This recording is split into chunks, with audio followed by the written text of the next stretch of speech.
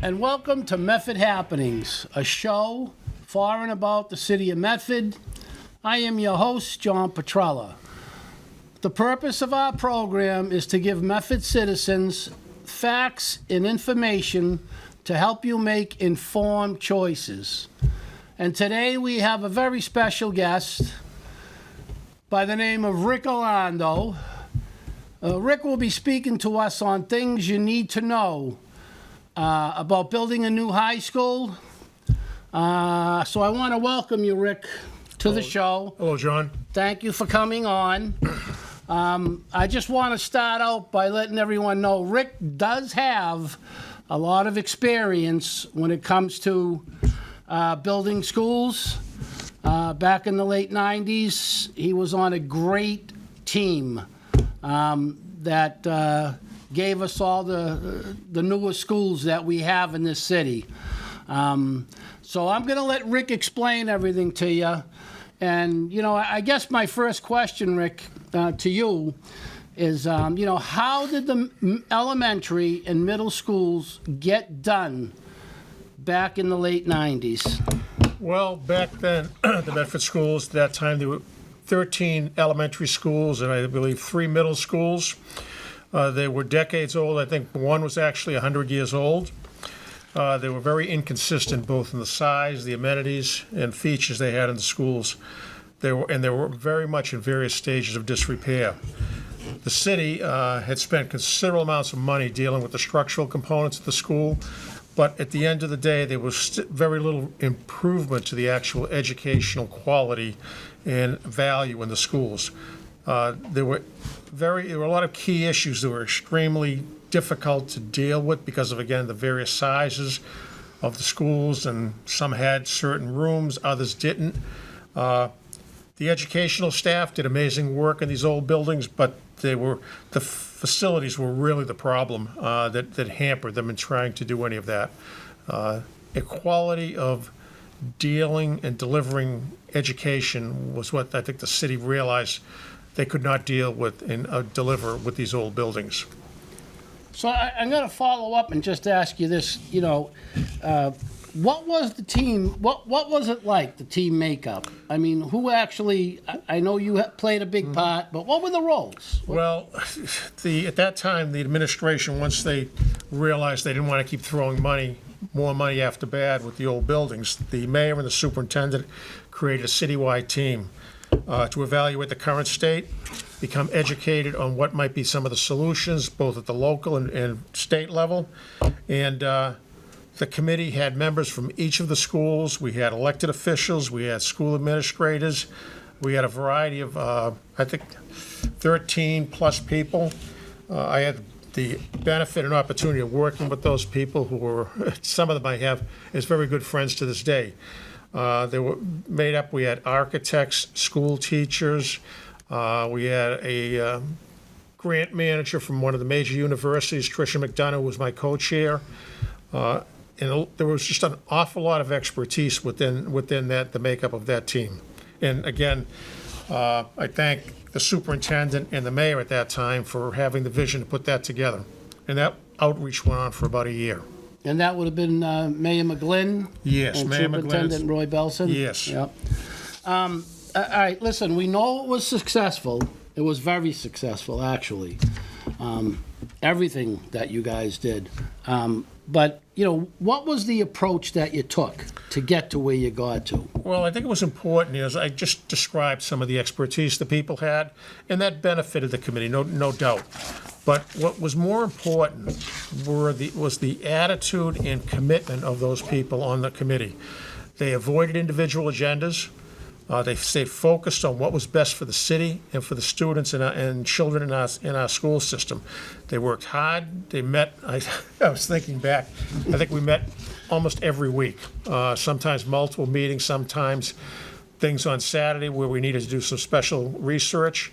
They took assignments. They stepped up. I never remember having to plead with any of them. If we had a task to do, just threw it out and the hands went up and we got things done. They understood the process. They understood that, in fact, they were not the wherewithal of what the this project would be about. They had to work with the Mass School Building Authority at the state level to understand what our options were. They worked with the city and school administration, and we had various service firms, architects, construction management people, that they had to work with. So they were just one of a much larger team. There's some other things which I could touch upon. A big part of it was outreach, and both not only knowing what you would know and what the skills you didn't know and how you could learn from others. We spent time going around to many, many other communities that had gone through this in the past. And those people were very willing to tell you, do this, don't do that. And it took a lot of time, but people gladly got together on a Saturday and spent the whole day to go out to 2 or 3 communities within a single day. In addition to learning what the educators and people in those various communities did, we also had at that time Jack Buckley, who was the program manager for the city, not to be confused with the current police chief, but Jack Buckley, who's a long-term life member of the community. He was the city's program manager, and Jack went out and did some research with other communities and people who ran programs of this type in other cities. I had a strong business and friendship with another gentleman out in the Hanson area, and he spent time with Jack, and Jack took the time to learn about how to go about this. Communities don't do this every year. It's new ground, and the more you can learn from other people that have gone down the path, the better off you are. Oh, great answer. Hey, we know a lot of the process has to do with the MSBA, and so people know that's the Mass School Building Authority. Yes. So it's quite a process. So can you describe or fill us in on some of the processes that take place? I mean, we're going to have to do something with Medford High School. I don't think there's anyone in the city that's saying we don't need something to be done. But what's the process? The MSBA, how's it work now? What's the situation? Well, the process steps are very similar to back when we did it. The cities go through what they call a period which they can submit the fact that they want to pursue some type of program on a particular school or schools. Goes through there's an eligibility period, and Medford went through that, I believe, about a year or so ago. But more recently, they were invited to what they call conduct a feasibility study, which really is the meat and content of what the city needs to do and what they submit to the state for evaluation. It includes the educational programming, what the enrollments are. I believe it still does. We had to do a 10-year student projection. There's maintenance, capital planning. You get into the whole design study period for what you want. Then you begin to select who your owner, project manager is going to be. Then there's a whole process by which you go through your bids with various architectural firms, and then you determine funding and get into the details of the design. A lot of work. It can take quite an amount of time to do that, and a lot of research. But I think what is important is that the team needs to understand that process doesn't happen overnight. You work with all those various people that I mentioned before, getting as much information as you can from the state, and then looking at what your condition is. And that's what you're going to provide as part of this feasibility study. You investigate the current state of this high school. Interesting enough, when I was looking through the material we did years ago, we actually did a study the following year about the high school in terms of the needs, and they are considerable, and I suspect, although there have been some improvements made, such as the science lab, the gymnasium, the pool, and so on, I suspect there's a lot of other things that still need to be done. Oh, yeah, I'm sure of that, yeah, without a doubt. Can you describe, I guess the question, my mind, can you describe key elements of what the city, I guess, what the city needs to submit to the MSBA. Well, there's probably the single most important thing is the educational plan. And you might say, well, what is that? It's a school. We provide education. We have curriculum, classes, and so on. But what the head administrator of the school system, and in this case it was Roy Belson, as the superintendent at that time, with some other people he worked with, it describes what the approach, what the configuration is going to be in the school, the kinds of programs. So let's say, hypothetically, I know they've been talking about integrating the high school with the vocational school. I don't know if that decision's been made, but if such a plan was going to go about, that would be part of the educational plan. And what this does, this describes and creates the scope for the project. People think, well, it's a building, we need bricks, mortar. No, first you need to describe what you're going to do in that building. That defines the spaces, the features, the amenities, things of that nature. Again, so it's the educational plan becomes the specification, and it's crucial that that is done describing what you want to be embodied in this building we're sitting in right now. Does that include, I'm just going to throw this out there. Would that include like some kind of maintenance plan? Would that be part of it also? Yeah, that's another component. The maintenance plan is something the city also has to provide to the state, because the state wants to know the dollars they're going to invest in your community are protected, so that the building doesn't fall into disrepair again. So that the maintenance capital plan, that needs to be an essential element. Now, when we did the project years ago, there was a third portion, which was the racial balance plan, which I'll talk about a little bit later, which is not the case for this particular project, the high school. That plan would not, such a plan would not be required. Okay. All right, so far now,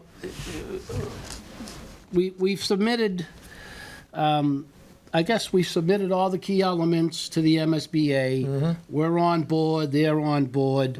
So now what happens? What's next? You submit everything. What comes next? Well, like anything like that, there's a lot of detail in that plan. A lot of work would have had to have been done by the city and the school administration. And it's likely the building authority will many times come back with questions. Could you give us a little clarity on this? We need an additional bit of information. So you could have a back and forth on that for a while. But then, assuming it goes forward and they've got everything they need, and let's say they approve it, Medford would be added to the list. I think there are 23 other communities that have been approved with the MSBA for various renovation, building projects, and things of that nature. And we would be next in line after that 23rd on the list. So actually, we're 24. We would be 24. Assuming we get in on time, we assume we meet all the requirements, we get approved, yes, we would be 24. And I suspect there are other communities that are also in parallel doing the same things we're doing right now. So it's 24, 25. But Yes. So we're the 24th school, 24th in line, Yes, so to yes. speak. So, yeah, It's just the nature of the work. There are many communities and towns and cities in the Commonwealth that are all having the same challenges Medford's having with older buildings and things that need to be done. Okay. So, what you did in the past, I mean, it was truly amazing, in my opinion. Most people, I mean, everything went smooth. The community was aware of everything. There was some give and take back and forth. Yeah, can I just touch upon, as you say that, maybe think about something that there were a lot of people involved, a lot of people, not only with commitment, but had a range of different skills, and they always had the insight and understanding of what they needed to reach out and get additional information for. And the feasibility study and all the work that had to be submitted was conducted by people within the city and school administration and all of the volunteer experts. And that was all done, put together, and submitted to the state. And The thing I find surprising, there may be reasons for it, but as I understand it now, the city is requesting, I think it's over $1 million to do that work. And we didn't have to have that situation in the past. Why, I don't know, but that's one of the differences, as I recall. And that was, I mentioned that because that's leading into my next question. And, we're talking the late 90s, 2025. So, I guess, what are the differences from what you guys did in the past to what's going on now? And I know that's a big one because $1 million is $1 million. Yes. And you guys flat out had nothing but volunteers. Well, it wasn't, let's just be clear, it wasn't only the volunteers. It was also the school administration that had some, obviously we've mentioned the superintendent. He had a great team around him. Gail Zeman was the financial director, I believe, at the time. And there were different people, the staff. And those people, he drew upon them for what he needed to describe and create that educational plan. Okay. I would say that in terms of the process, the steps we talked about, eligibility, feasibility, the education plan, a lot of those steps are very similar today as they were years ago. The big difference from the past project is the funding. Today's funding formulas are very different. In the past, we had what they call Category 1, 2, and 3. And for our purposes, the key fund category was Category 1. It was the racial balance plan, which is no longer available. And that requirement, if met, which we met, provided the city 90% funding for the entire project. And that project at that time was, I think, about $110 million. So if you do the math, 90% of those costs to the city were provided by the state, not the federal government. I still hear that today. It was the federal, no, it was not the federal government, It was the state. And the remaining 10% was actually made up by selling some of the older buildings. So if you look at the entire project, it was paid pretty much by either the funding from the state or the sale of the old buildings, and it was very successful.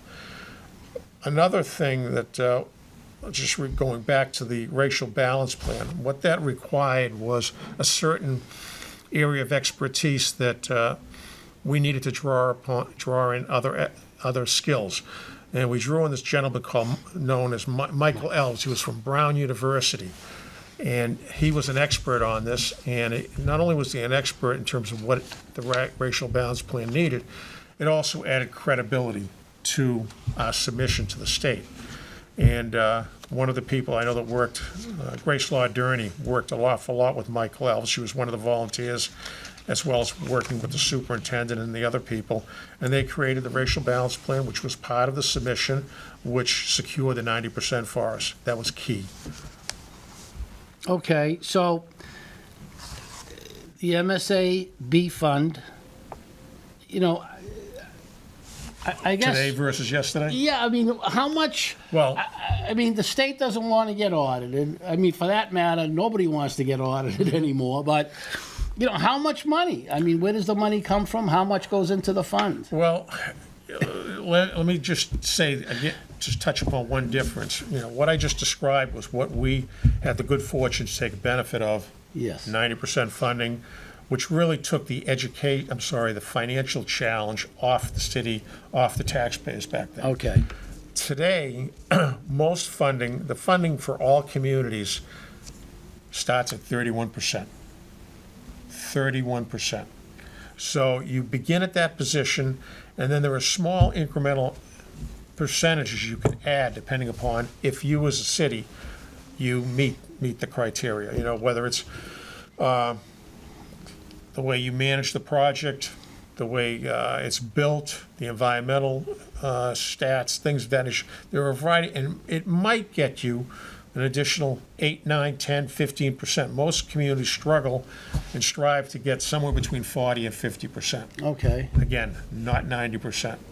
And that's just the reality of what the state has in terms of availability of money. if you want to think about it in real terms, if you look at other surrounding communities, Winchester did a renovation a few years ago. I think it was in the range of about $110 million. And they didn't get 50%. They got somewhere probably in the 40s. Arlington built a brand-new high school. Right. And I think it was about $300 million. Again, not 50%. So when you do the math, a renovation such as what went on in Winchester could be $65 million tax burden to the city. If you look at a new school like what Arlington did, they probably saw about $150 million as tax obligation to the citizens. So these are very serious numbers, but it's just the nature of the funding that's available, and a city does the best it can to try to maximize the percentages. But they're very different numbers in dollars than what they were in the past. So even if Medford, does the best they can, I mean, being 24th on the list, but who knows? Anything can happen. So even at the best, you look at it maybe 50%. That's the best. You're probably not. You're probably in the ballpark. Yeah. Okay. Yeah. All right. So it's 50% or below. We can go with that number. Yeah. That's probably not a stretch. Okay. All right. So the application gets this far, gets to that point now. Okay. So what does the city need to, consider? What do they need to put in place? There's got to be a bid. I assume bid and construction is next. Yeah. So the city has a lot of work to do with that.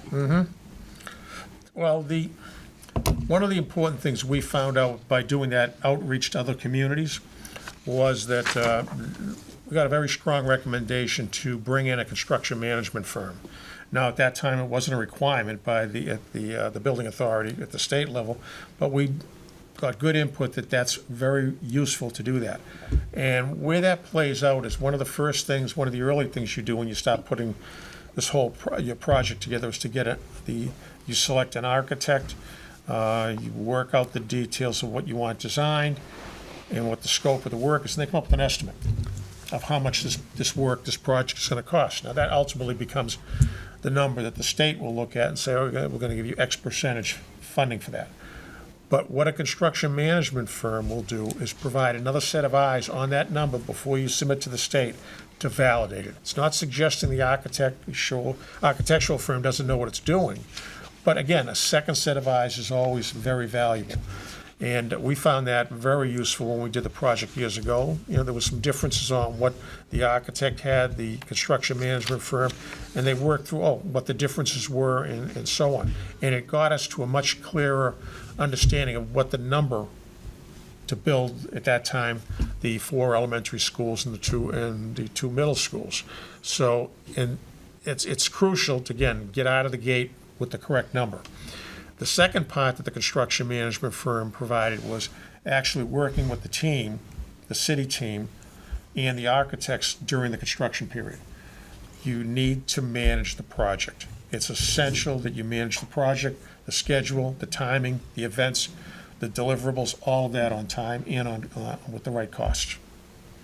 All right. So my next question would be, okay, so you got we're talking about the funding, the bidding construction and everything. So what would be the city's role? And then, I have to ask this: what's the taxpayer's role?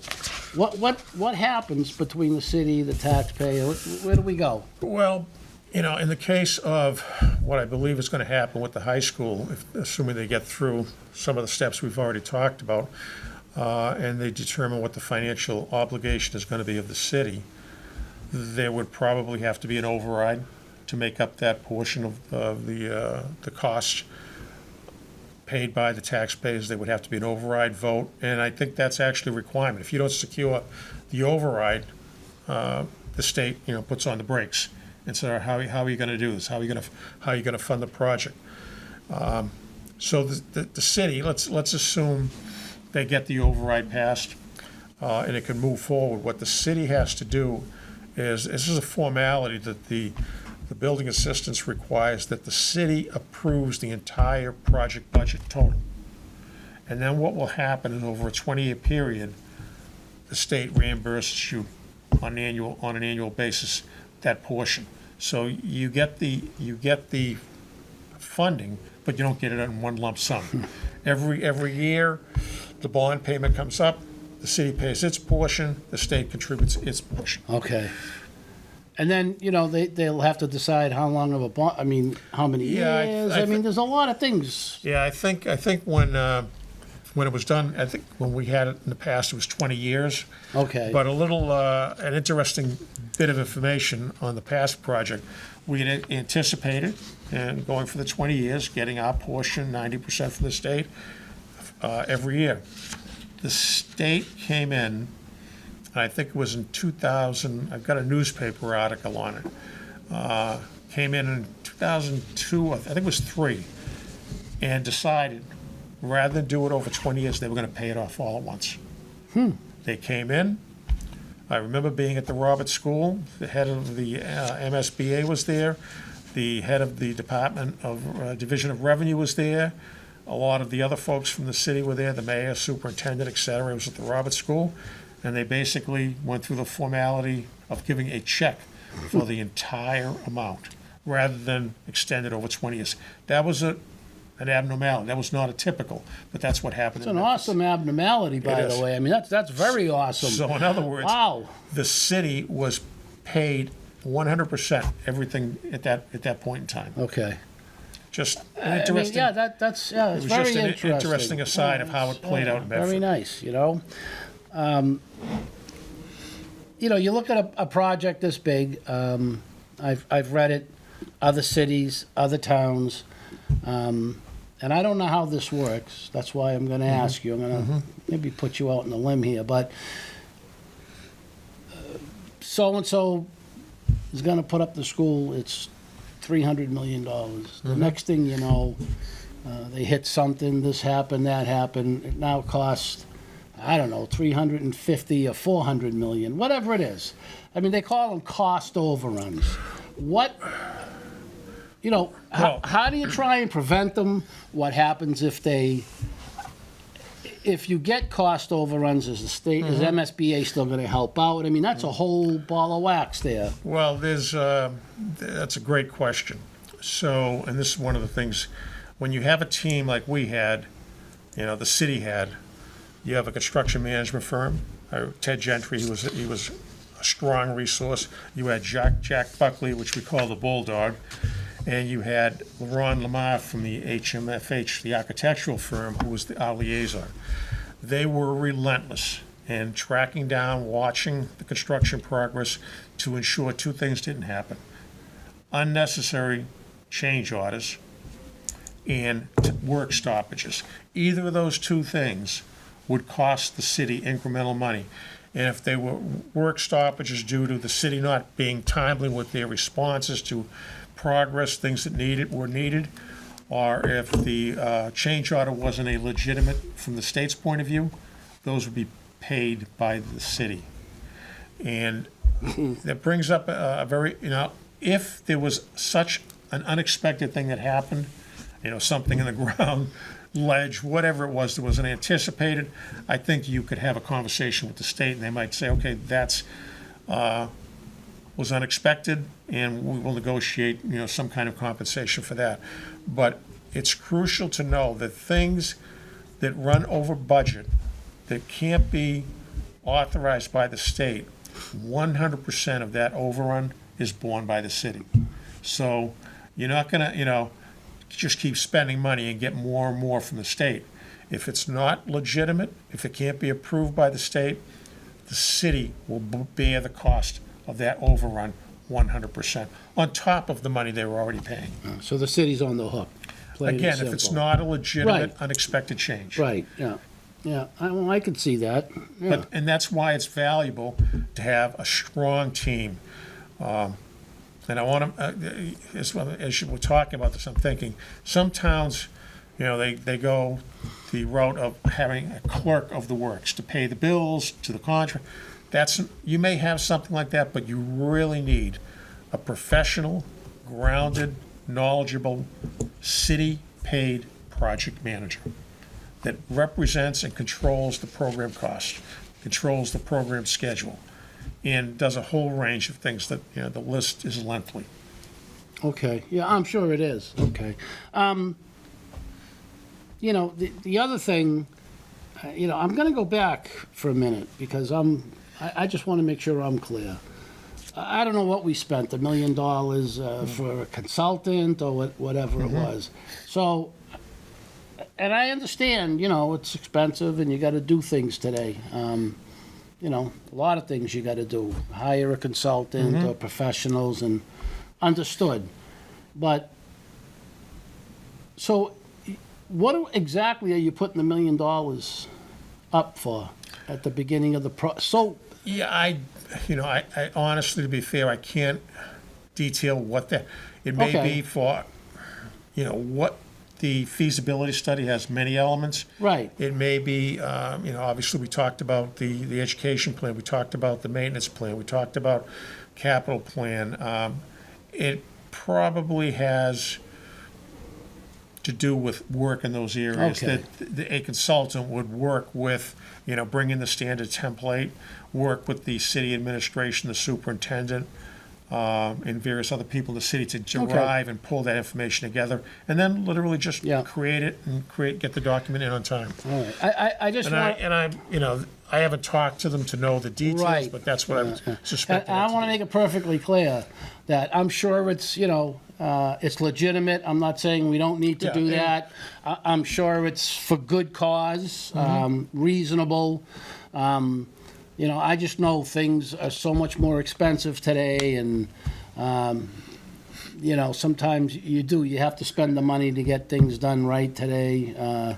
So I just want to make sure that I'm not saying that it's, we shouldn't have spent $1 million or whatever. I'm sure it was well spent. Something that needed to be done. A city needs to look internally what skill sets it has with its people. Right. The things that it's familiar with. Again, this is not the kind of project that cities do every few years. Right. And they may have just made the determination that it was best from a timing point of view to get it into the state, that this was the best route to take. And I'm going to go ahead and say I'm sure they got a good committee or whatever you want to call them working on this that know their stuff. So I would think they do. And that gets me to the next question. And this is the stuff that I always think about. I always look for, because I have to be honest. I know, we do need to do something with this school, and it's going to be a tough decision. Do you build a new school? Are you going to, use part of the building that's up there now? I mean, there's a lot of options. Where would you move the school to? What, if there's enough property or land, whatever it is. But I always...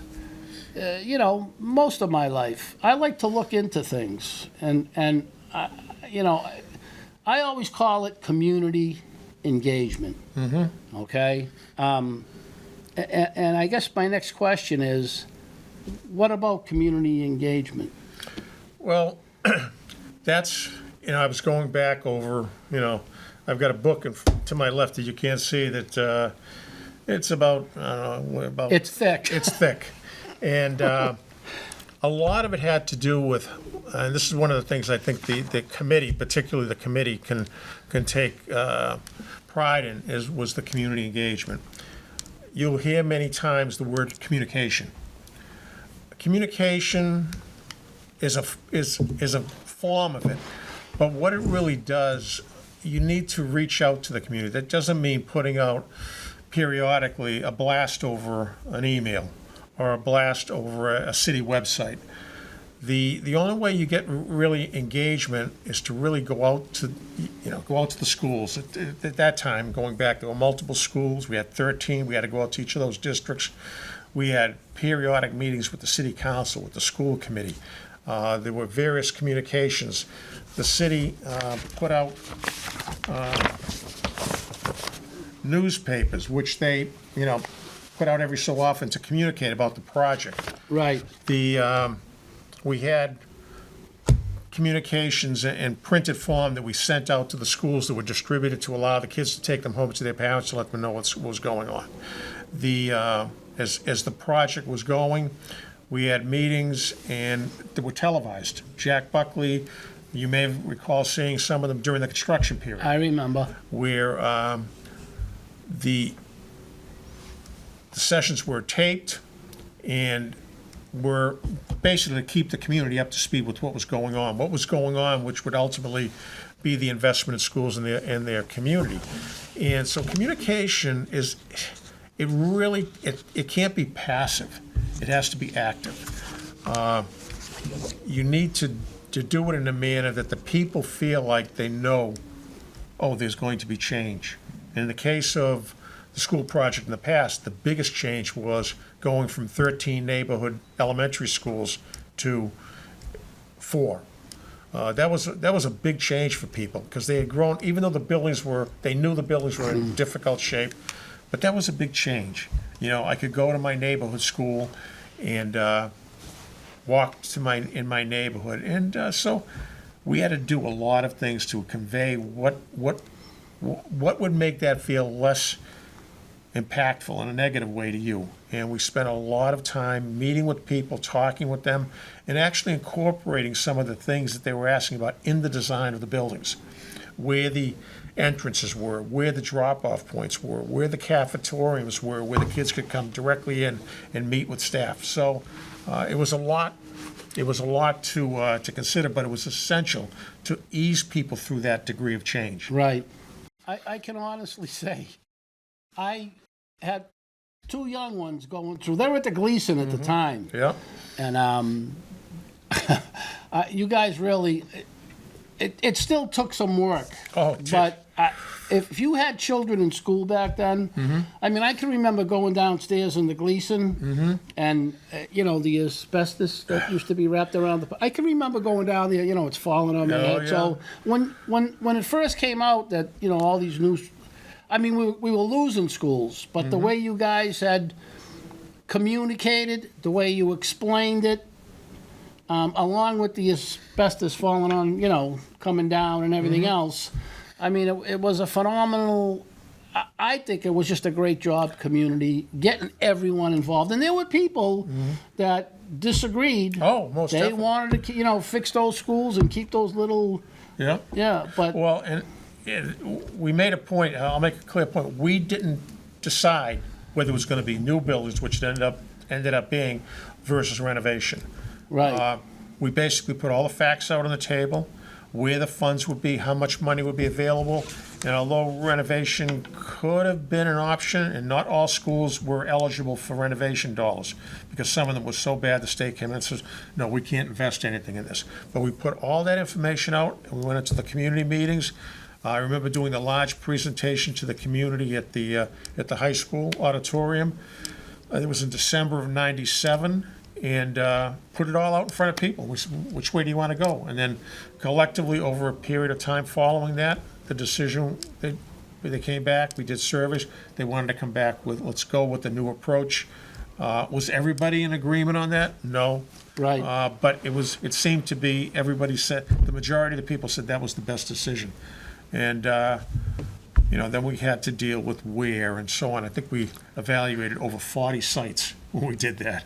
And we came up with the sites, which had to, interesting enough, it goes back to the education plan. Based on the configuration of the schools, dictated how you distributed those schools you were going to build, Right. what size lots you needed. So Yeah. a lot of it tied together. Yeah.